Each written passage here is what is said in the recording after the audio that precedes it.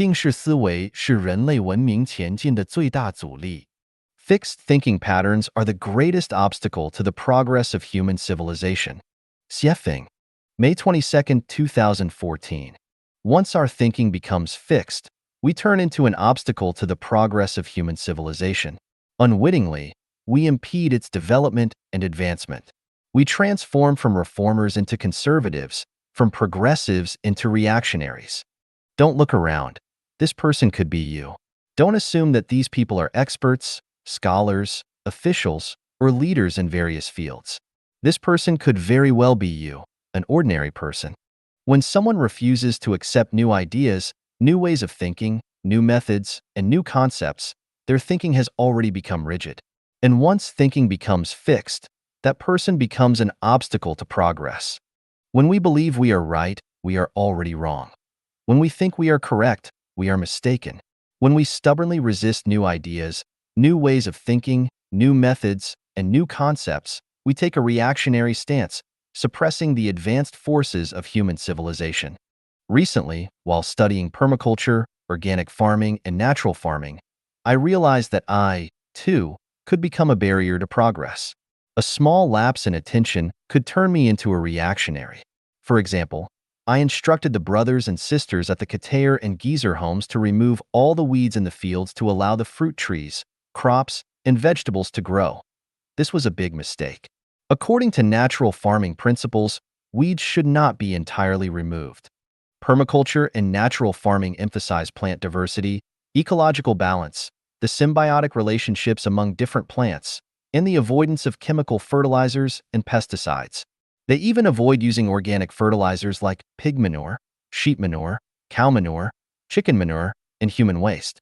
Instead, they rely on grass, microorganisms, bacteria, nitrogen from the air, and photosynthesis. They even minimize or avoid deep tilling of the soil.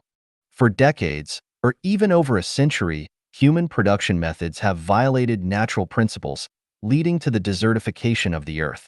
The problems we face today, air pollution, river and soil contamination, heavy smog, floods, droughts, hailstorms, tornadoes, strong typhoons, extreme heat, severe cold, species extinction, and increasingly severe natural disasters, are all consequences of past misguided production methods. If we don't change what we consider to be correct production methods, humanity's sustainable development will face increasingly severe challenges. At this point, the rise of natural farming and permaculture offers the best remedy for saving ourselves and represents a significant advancement in human civilization. However, traditional, though not ancient, farming methods and established production models have rigidified our thinking. We favor monocultures and dislike the presence of weeds. We prefer cutting down trees, clearing grass, and deeply plowing the land, which leads to desertification. We are eager for quick results, relying heavily on chemical fertilizers and pesticides, which impoverish the soil.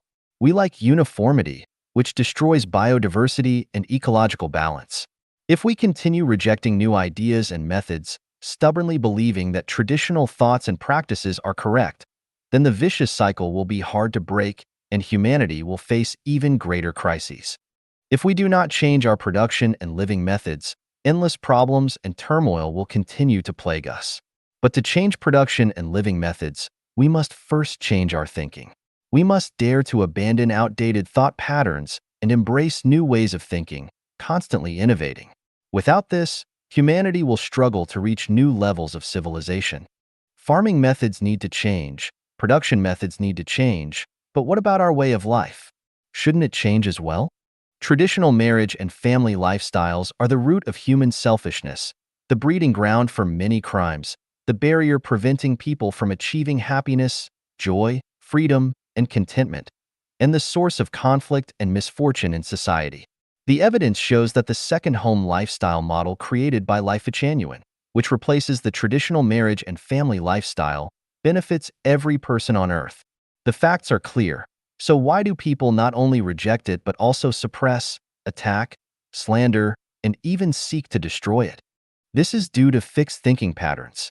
Fixed thinking refuses to accept new ideas, new ways of thinking, new methods, and new concepts, stubbornly clinging to the belief that it is correct. People would rather cling to outdated, flawed systems than update their production and living methods. Embracing nature, returning to nature, and learning from it. What can we learn from nature? We can gain endless knowledge. For example, nature is diverse, not singular. Only diversity can maintain balance. Plant diversity maintains ecological balance, and social diversity maintains societal harmony and stability. This requires us to open our minds, be more inclusive, and avoid rigidly believing that we are always right.